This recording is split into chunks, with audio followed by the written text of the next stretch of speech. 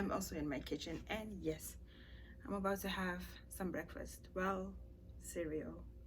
So you'll see me do that. You see the way I make my cereal, you know, in case you needed a recipe, because I know you're doing it wrong. Anywho, yes, I know you see me. And yes, I am pouring the milk first. That's the only way to do it.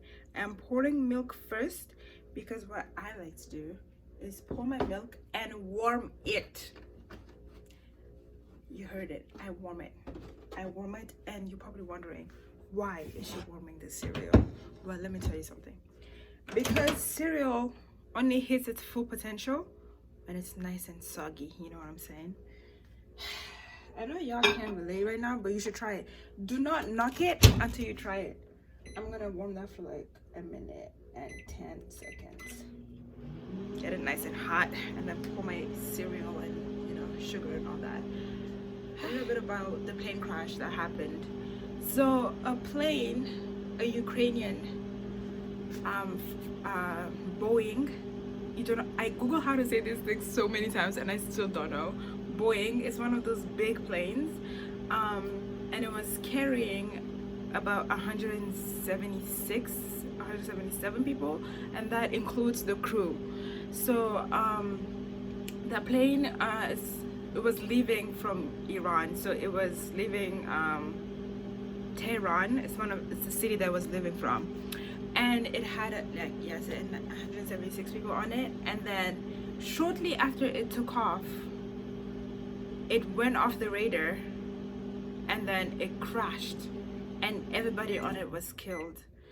Now listen, the US obviously finds this very shady. Trump got on a conference on TV and talked about how, well, you know how Trump be, he's like, this is very suspicious. I mean, I find it kind of suspicious too, but like, I don't know, like, isn't it weird that they have like a conflict, they're having this deep thing, and like Iran fired missiles at like US base the other day, and now a whole plane has crashed and everyone on it has died. It's just, it's a bit strange. And Trump was like, it was flying in not our system, no, it has nothing to do with us.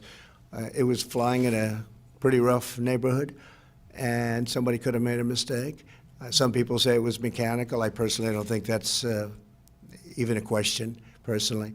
So we'll see. International rules, the investigation into the plane crash will be held by Iran themselves because it's where the crash happened. Ukraine, as the state of registry and state of operator, will also be part of the investigation. And in the US, because they're the state of design and manufacture of the aircraft, they will be representing Boeing, so the company of the plane. So they will be also part of the investigation, but Iranian government doesn't want to involve the US in it because, you know, obvious things. So, well, they don't have a choice, and they have to give a preliminary report on everything that they found out in 30 days. Or sometimes the time frame is like extended, you know, in case something like needs more time. So sometimes they extend, but they have to tell like what's happening within 30 days at least. So the plane had 82 Iranians, 63 Canadians, 11 Ukrainians, including 9 crew, 10 Swedes, 4 Afghans, 3 British, and 3 Germans. And anyway, my milk is nice and hot. Y'all see that steam? I love it. All right. I know y'all are judging me through this thing. I know. I hear it. But you know what? I don't care. Don't care. Don't care. Still don't care. I don't. Not only did I put the normal milk, I also have this, which is my childhood. Oh, I love this milk so much. So.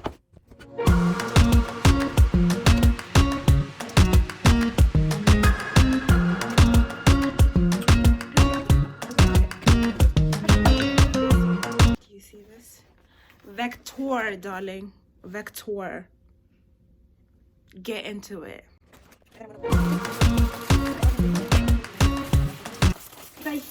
If I read a single comment about y'all coming for the way I make my cereal, You better write the comment and then drop your address at the same time so I can just pull up and we can have a discussion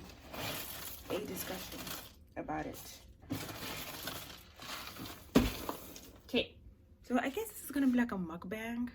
I'll sit down and finish the video off, but look, I'm gonna wait for it to get nice and soggy, and then I'm gonna eat it.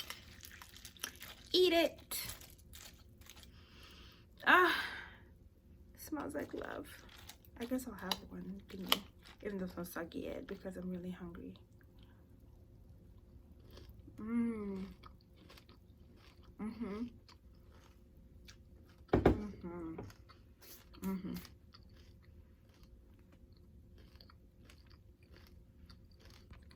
6 hours later.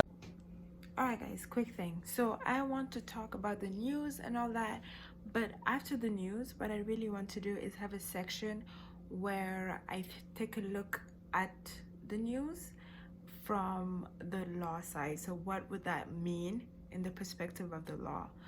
So for this specific one, the plane crash. So after an investigation has taken place and they determine why the plane crashed, so if they find the source and if it is like a technical problem, then the families of the victims can bring forward a lawsuit against the airline.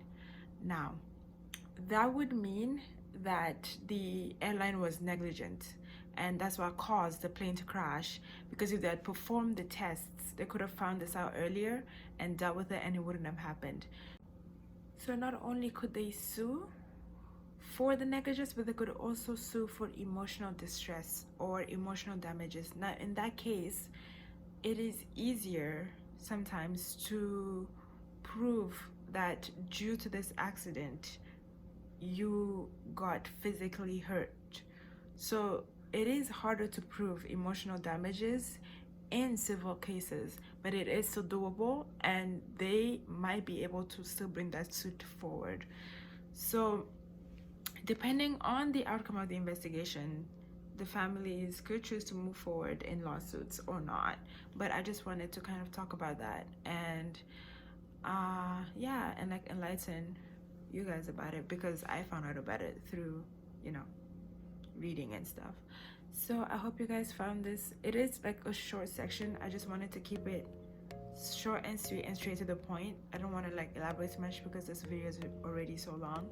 But you guys let me know if you're interested in something like that, where I talk about cases or like stuff that I see on the news, but then also bring like the law into it and try to explain what that means. Let me know if you enjoy it. Hello, I'm editing the video here and I just realized I didn't thank you guys for watching the video all the way through, so thank you. And please like, subscribe, leave a comment and share the video if you like it, and I'll see you guys next time.